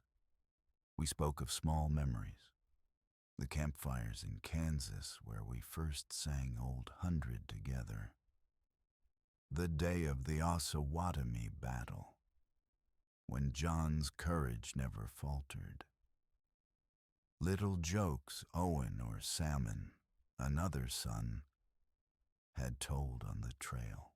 At times we laughed quietly. At times our eyes brimmed with tears, and neither of us was ashamed. I updated him on the outside world, how the North was reacting with a swell of sympathy in some quarters, and the South with panic and fury. He listened intently, but without much comment on earthly matters. He seemed already to have one foot in the world beyond, his concerns more spiritual than temporal. When our conversation slowed, John grew reflective and offered me counsel. "You must live and continue the work in God's own time," he urged me, placing a worn hand over mine. "It will not be finished by one man or one generation. Perhaps my death will waken the sleeping conscience of the nation. If so, I am worth infinitely more on the gallows than free." He spoke those words with such conviction that I felt a strange chill. It was as if he foresaw the war to come, the great bloodletting that would indeed follow. "Do not grieve for me overly," John said softly. "I ask for no man to avenge me with further violence. Only continue to fight for the poor and oppressed in all the ways that are given to you." I nodded through my tears, squeezing his hand. "I will, John," I vowed, voice quavering. He smiled gently. "I know you will. And remember, our friendship is not ended here." He gestured heavenward. "We shall meet again, if we hold fast to our faith." At that, my composure nearly shattered. I bit back a sob and bowed my head. John reached through the bars and pulled me briefly into an embrace. I hugged him fiercely, mindful of his injuries, but unwilling to let go. Finally, the clank of keys in the outer hall warned us our time was at an end. As I stood to leave, John pressed something into my hand through the bars, a small worn Bible, the very one he had carried through Kansas and on this final campaign. "Take this," he said. "Read it and teach your children to walk by its light." I nodded, unable to speak past the lump in my throat. The jailer's footsteps grew louder. "God bless you, Captain," I managed hoarsely. John Brown, with manacled hands, raised one finger in a final gentle admonition. "No, friend," he corrected softly. "God bless all. God's truth marches on." Those were the last words I ever heard him speak directly to me. A moment later, the door groaned open, and I was escorted out, leaving John to the lamplit silence of his cell and to his communing with the Almighty, I looked back just once to see him sitting calmly on his cot, the light playing about his silvery hair and strong, worn face. He lifted a hand in farewell. Then the door shut, and he was gone from my sight. Execution day dawned unseasonably mild and clear. December 2nd, 1859 came bright and balmy, with a golden late autumn sun spilling over the Allegheny foothills. I rose early, my heart pounding with dread at what the day would bring. Under cover of darkness, I had slipped out to a pasture just outside Charlestown, joining a throng of spectators already gathering beyond the barricades. An army of Virginia militia encircled the field where the gallows stood. They kept the crowds at a distance and barred entry to anyone without a pass. Fortunately, or perhaps by divine providence, I had befriended a local militiaman days earlier and convinced him I was a traveling correspondent. With his help, I obtained a yellow paper badge that allowed me through the lines. Thus, I found myself standing on a gentle slope, within sight of the stark wooden gallows erected against the crisp blue sky. The scaffold was a simple affair. 2 uprights and a crossbeam, with a trapdoor platform and a new rope dangling, its noose tied with dreadful finality. Hundreds of soldiers formed ranks around the scaffold, bayonets and swords glinting in the late morning sun. On distant hills, more cavalry stood as lookouts, their banners fluttering lazily. Despite the large martial presence, an eerie hush lay upon the crowd of civilian onlookers kept further back. People spoke in murmurs, if at all. I heard only the breeze, carrying with it the faint scent of wood smoke from campfires and the dry rustle of withered leaves at my feet. In a strange way, the scene was peaceful, almost beautiful. The broad field stretching to the horizon, dotted with shocks of corn and quiet farmhouses. The Blue Ridge Mountains framing the east, with the river gap visible in the distance. A gentle haze hung in the air, making the landscape seem dreamlike and far removed from the grim business about to unfold. I remember noticing how serene and lovely the Virginia countryside looked that morning, as if nature itself were oblivious to the tragedy of a man's death. It felt cruel that the world could be so calm and indifferent while my heart was breaking. At 11 o'clock, a low drum roll sounded. Through the parted ranks of soldiers at the field's edge, a small procession emerged from the town jail. John Brown rode in a wagon, sitting on his own coffin in the bed of the vehicle. My breath caught at the sight of him. He was dressed plainly, as always, the same threadbare dark frock coat and trousers he had worn at trial, though someone had given him a clean shirt and a broad-brimmed hat now shaded his face. On his feet he wore carpet slippers instead of boots. His arms were bound, but at the elbows only, so his forearms were free. Flanked by armed guards, the wagon creaked across the field toward the gallows, escorted by cavalry on either side. My pulse thundered in my ears as I watched the wagon draw nearer. John's face came fully into view, pale but composed, with that familiar stern set to his jaw. To my amazement, as the wagon passed close by my position, John rose unassisted and stepped lightly down from the tail of the cart with surprising agility. For a man of nearly 60, recently wounded and shackled, his movements were brisk and steady. He held his head high and, as he walked toward the scaffold, he paused for a moment near a cluster of spectators, myself among them. He lifted his pinioned arm in a polite wave and said, "Good morning, gentlemen," to us in general. The simple civility of that gesture, greeting the very crowd come to watch him die, sent a shiver through me. A few nervous voices murmured in return. I tipped my hat, my throat too tight to speak. John's face bore a peculiar faint smile, what one observer later called a grim and grisly smirk. To me it did not look like bravado, but rather the natural countenance of a man who accepted whatever came, even with a touch of wry humor. Under the guard's guidance, John ascended the 13 steps of the scaffold ladder.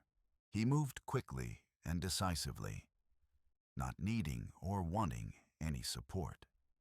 Once on the platform, he removed his hat and handed it to the jailer. The sheriff and executioner fussed about him, tightening the noose around his neck and draping a white muslin hood over his head. I saw John help them find a pin to secure the hood. He reached up and indicated the collar of his coat where some old pins were fastened, an almost domestic gesture amid the formal ritual of death. When the sheriff, a bit flustered, asked if John wished to give a signal or have a handkerchief to drop when ready, I heard John reply in a firm, clear voice, "No, I don't care to wait. Don't keep me waiting unnecessarily." Those words, delivered in his characteristic plain manner, sent a ripple through the assembled crowd. I bit my lip hard to stifle a sob. Even at that final moment, John Brown was impatient only for the ordeal to be over. He had no fear of what lay beyond. The executioner adjusted the rope, cinching the knot just under John's left ear as was the custom. Then all the officials stepped back off the trapdoor, leaving John alone, hooded and erect, on the drop. The soldiers presented arms and fell into an absolute silence. The wind that had been blowing gently fell still. Time itself seemed to hold its breath. From where I stood, I could just make out John's form beneath the white hood, motionless as a statue. I found myself praying feverishly under my breath. A plea for a swift end, a plea for God's angels to receive this steadfast soul. For an interminable minute or two, nothing happened. The world was quiet.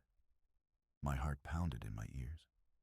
Someone near me whispered, "He trembles. His knees are shaking." Another answered, "No, it is the scaffold." I realized then that John Brown stood as firm as any soldier, not a quiver visible in his stance. He had, as he told me, composed himself for the final sleep. At last, a sharp order was given. The sheriff lifted his hatchet and with a quick blow, cut the rope that held the trapdoor closed. In that fraction of a second, I saw John Brown's figure plunge down as the platform gave way with a loud crash. There was a collective gasp from the crowd, and then a dreadful silence.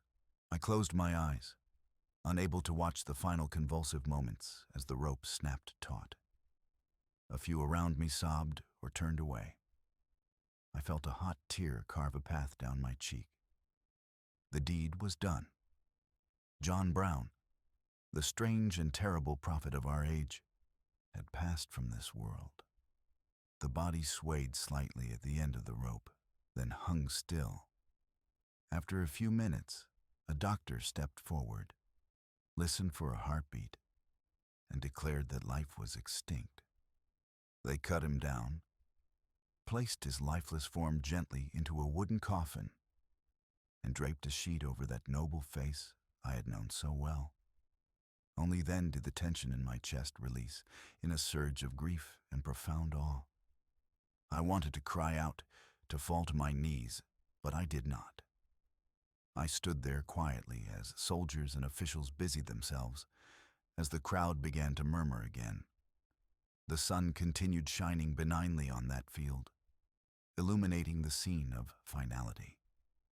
High above, a hawk circled lazily in the blue vault of sky, screaming its piercing cry. nature's indifferent elegy. In my mind, lines of scripture floated up. He being dead, yet speaketh. They would not allow his wife to take his body until the next day.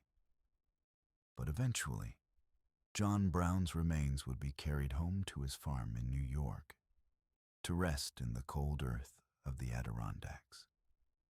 As for me, I lingered until the crowd dispersed, until the gallows stood empty and stark against the late afternoon sun, and the soldiers' marching steps had faded. I walked forward and gently laid a hand on the rough timber of the scaffold. It was warm from the sunlight. I found myself remembering the final message John had pressed into a guard's hand that morning, a note he wrote on the way to his execution. In it, he foretold with chilling clarity what was to come. I, John Brown, am now quite certain that the crimes of this guilty land will never be purged away, but with blood. Those words echoed in my mind as I stood on the now empty field. John had been right. 16 months later, the nation would indeed erupt in a terrible war, baptizing the soil with blood as if to fulfill his prophecy. But on that gentle December day, I could not yet imagine the scale of the storm on the horizon. I only felt an overwhelming loneliness and reverence. The sun was sinking westward, touching the blue ridge with amber light. The day was ending. John Brown was gone from the earth. I knelt in the grass, head bowed, and let my tears fall freely at last.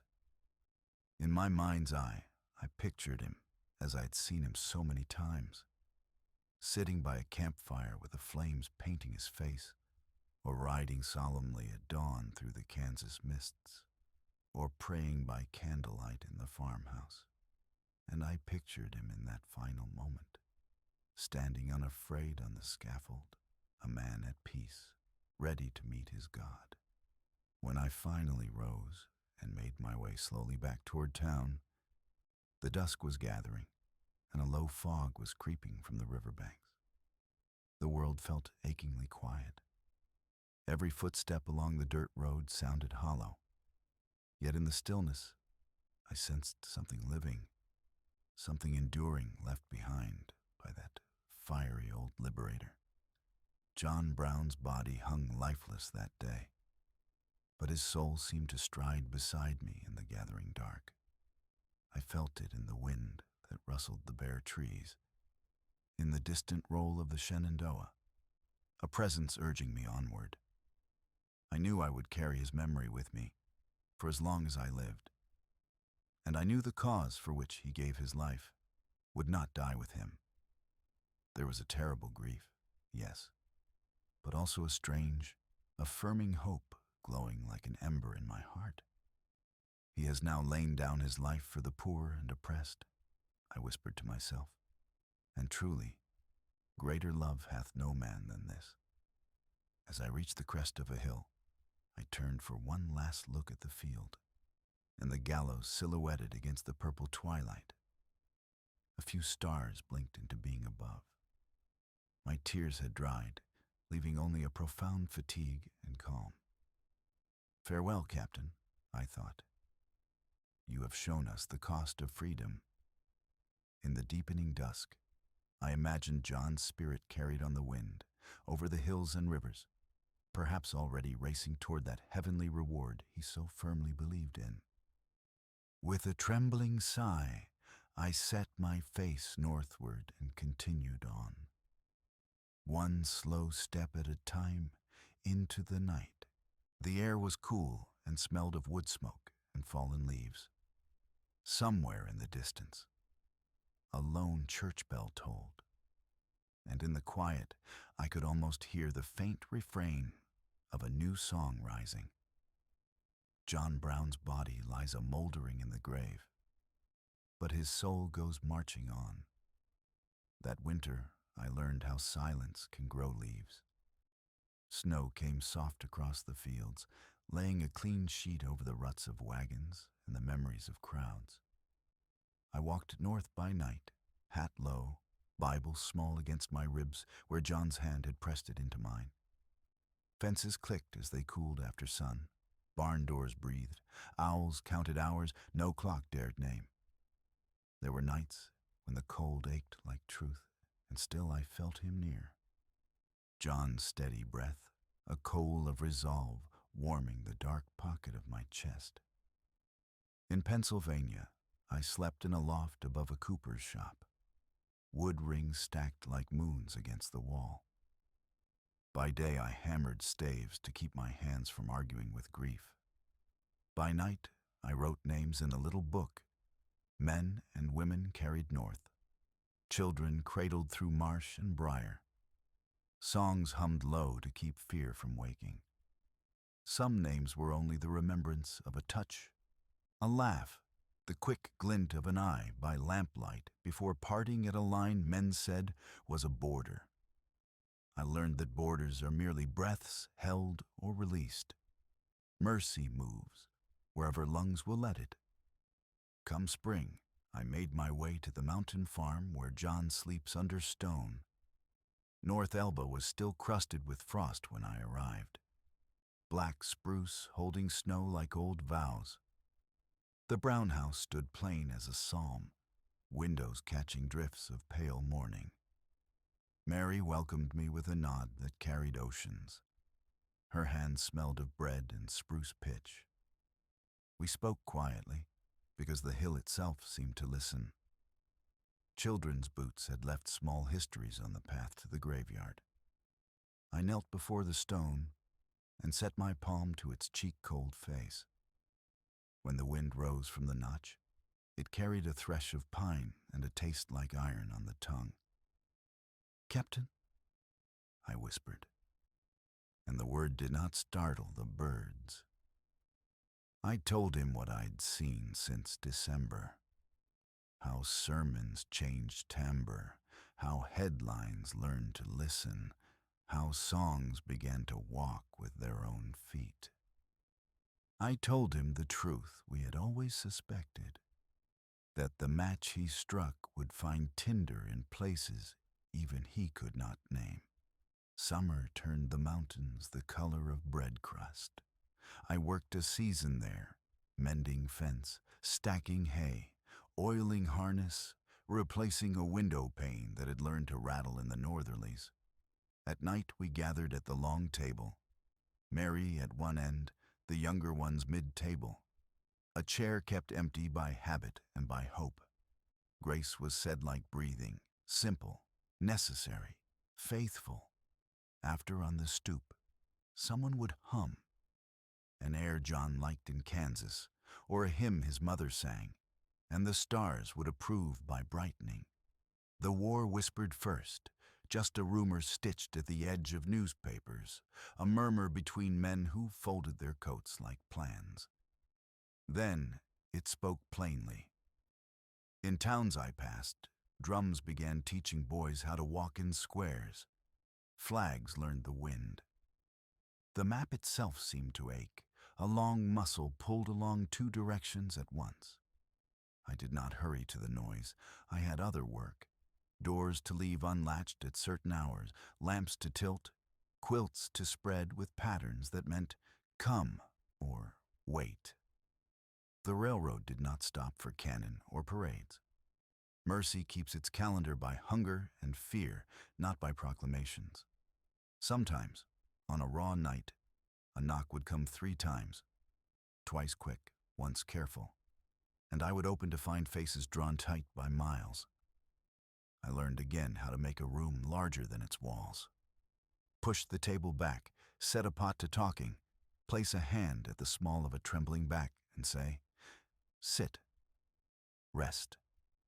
Your name is safe here." A girl once arrived with a rag doll pressed to her ribs, its button eyes mismatched. She would not let it go, even to sleep. In the morning, before they left for the next safe house, I sewed a missing seam in the doll's dress while she ate porridge in slow spoonfuls. She watched my hands and asked if the doll would hold together now. Yes, I said, and meant more than I said. Letters found me. Some in straight lines from city men with proper signatures. Some in slanted hands from women whose spelling carried more courage than grammar. One came from a soldier encamped on muddy ground, who claimed he had once crossed a field with me behind a lantern. He didn't sign his name, only wrote, "We are singing your captain's song tonight." It walks across the tents and lifts the canvas I held that letter to the lamp until the paper warmed, as if the words might rise like dough. When I finally went south as a hospital man, I learned a different kind of quiet. Tents breathed ether and vinegar. Cots sequenced boys into rows of pain and sleep. I washed bandages until the water lost memory of white. Read from the book in a voice worn soft by repetition. Wrote to mothers in phrases sanded of terror. Once, in a dusk-green ward, a young black private gripped my wrist and asked if I'd ever known John Brown. I rode behind him, I said. The private nodded as a man does at a fire he cannot see but trusts is there. Then tell me, he said, did he smile? I thought of a morning by a creek when we had splashed each other like boys. Yes, I said. He did. The private shut his eyes and said, good, as if that settled an argument with the world. Between assignments, I walked river roads where sycamores sloughed their skins like old shames.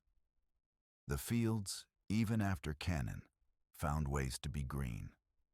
Widows planted beans as if each hill were a prayer that the earth still kept promises. Children learned to skip stones on water that had seen worse than stones.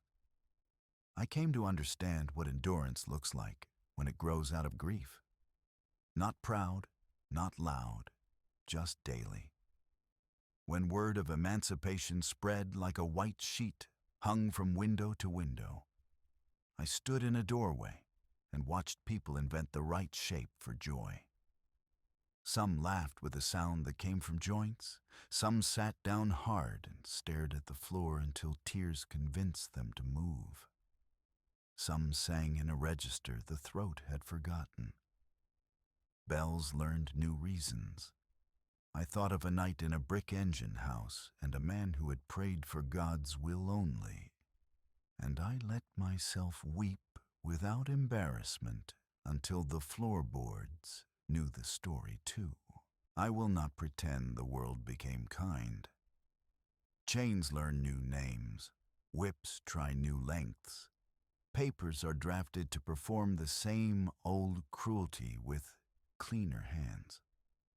But I have also watched a woman sign her marriage in a book that would not have taken her name before. Her hand steady as a bright plow. I have watched a boy buy a pair of shoes with wages earned by daylight. I have watched a teacher write the alphabet on a board and an entire room lean forward as if at the edge of a cliff, ready to fly. Years gathered, hair silvered at my temples as if moonlight had found a home there. I kept walking. Some seasons in the north among mills that turned river into cloth, some in towns where magnolias bruise the air sweet, some on prairies that still keep the names of grass in their original tongues. Everywhere, I looked for the same three things. The lamp left burning past scents. The door whose latch never learned to hold. The person who understood that bread is a sacrament when shared. On an autumn late in my traveling, I returned again to the mountain farm. Frost limbed the fences. A fox printed cursive in the grass. Mary's chair by the window was empty now, polished by absence. A granddaughter, hers, not mine, though I have borrowed pride as if I might qualify. Poured coffee and asked me, with the frankness of the young, what John Brown had been like when nobody watched. I told her the truth that matters. He ate slowly, as if blessing each bite. He listened as if he might learn from anyone. He said mercy more often than justice when the room was small and people broke easily. I told her he loved names, said them back as if placing them on a shelf where no harm could reach. She wrote this in a small book with a floral cover, then looked up and smiled. "That will do," she said, and I believed her. I walked to the grave again at dusk, because dusk tells the truth without scaring it. The stone had worn to the exact softness of my memory. I read the chiseled letters and then the lichened script beside them. Each told the same story in different grammar. The ridge beyond had already gone purple with evening, the color of rest. I thought of every door John had opened, every lock he had refused to acknowledge. I thought of a wagon, a field, 13 steps, a rope that failed to frighten a man whose fear had long ago been put to better use. I thought of the note he sent, those words about the guilty land and blood, and I let them stand beside other words he never needed to write because he lived them. Feed the hungry, make room, keep your hands clean enough to hold the trembling without marking them further. The wind leaned through spruce boughs with the soft insistence of an old friend. Somewhere down valley, a cowbell argued with distance. I said a prayer without words and felt it answered in the way shadows loosen when the first star finds its appointment.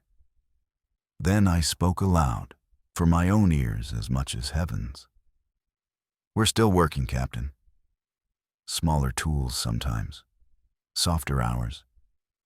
But we are at it on my last morning there. Hoarfrost-stitched lace along every wire and weed. The world looked married to itself. I set a hand to the fence post beside the path and felt the cold climb into my palm. Before I reached the road, I turned to memorize the house again. Its straight back, its sensible face, its windows like patient eyes. I thought, if a house can be a sermon, this is one. Not of fire, of kindling. I keep walking. My knees have learned the parable of stairs. I stop where stopping serves. At a school with squeaking slates. At a church where the roof collects the rain and gives it back to thirsty grass. At a kitchen where a woman kneads dough with the same hands she uses to bless the heads of children, not her own.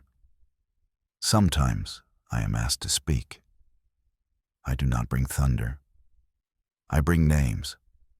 I bring the feel of a wagon plank under a man's boots, the smell of candle tallow on a winter map, the sound of a hymn in a room where enemies breathed the same air until breathing taught them they were kin. At night, when sleep bargains, I open the small Bible and read the page whose corner is turned down from a life ago. Remember them that are in bonds, as bound with them. I add a sentence of my own in the margins, in a hand only I will ever honor, and remember those who loose the bonds, as if your hands were theirs. The lamp hums. Outside, the road keeps its counsel. The ditch keeps its secrets. The stars keep their proper distance. Inside, I fold the blanket twice, leave the latch dragging easy, and set a plate where a plate might be needed. It is not heroism. It is housekeeping for a house we have sworn to share. When I sleep, the prairie sometimes returns, the Kansas wind shearing the grass close to silence, a barn's sweet breath, the copper face of a boy we lost, the hymn John hummed when rain stitched the roof.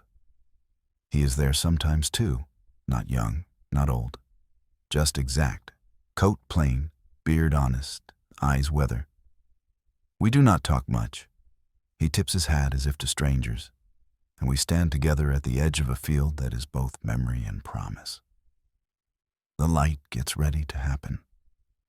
We wait like men who have learned the value of waiting. Somewhere a lark makes a first draft of dawn. He looks at me the way he did when I asked if he feared. And I answer the way I know now. Only wasting the day. Morning comes. It always does. The east practices and then performs. I tie my boots, fill my pockets with the small tools of gentleness, and step into work already begun by braver hands. The road is ordinary. The work is ordinary. The holiness is that we keep at it. Sleep now. The story can walk without us for a while. If you wake in the dark, listen. Wind in the trees, a far train like a long thought, a kettle arguing softly toward tea. And if a knock comes, twice quick, once careful, open. You have been taught how. The night grows still again. John Brown's voice has faded into memory, but his courage remains. In every hand that dares to help another. If you're still awake, take a breath and feel how calm the world has become. If you've drifted into dreams, let them be kind. Thank you for listening, wherever you are in the world.